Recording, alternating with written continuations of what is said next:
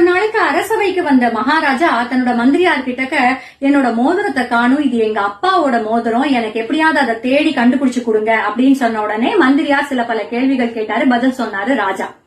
உடனடியா சொன்னாரு, இந்த அரசவையில இருக்கிற ஒருத்தர் கிட்டக்கதான் இருக்கு மோதிரம் அப்படின்ன உடனே எதை வச்சு சொல்றீங்கன்னா, யார் அந்த மோதிரத்தை எடுத்தாங்களோ அவங்களோட தாடியில ஒரு வைக்கோல் ஒட்டி இருக்கும் அப்படின்னு உடனே அவசர அவசரமா ஒருத்தர் இப்படி தட்டி தொடச்சான். அத கவனிச்ச மந்திரியார் உடனடியா அவனை கூப்பிட்டாங்க, எப்படி விசாரிக்கணுமோ விசாரிச்சாங்க, மோதிரம் கிடைச்சிருக்கு.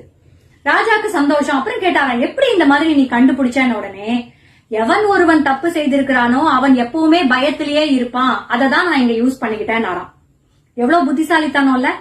ஆக ரெண்டு விஷயம் என்னன்னா, ஒண்ணு நம்ம கூட இருக்கிறவங்கள ரொம்ப புத்திசாலிகளா வச்சுக்கணும், முடிஞ்சா நம்மளை விட அதிக புத்திசாலிகளா இருந்தா நமக்கு நல்லது.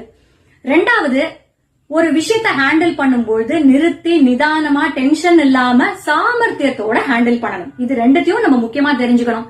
மூணாவது, தப்பே பண்ணக்கூடாது, பண்ணிக்கிட்டாலும் இப்படி எல்லாம் பைத்தியகாரத்தனமா மாட்டிக்க கூடாதுங்கிறது தான். நல்லதே நடக்கும்.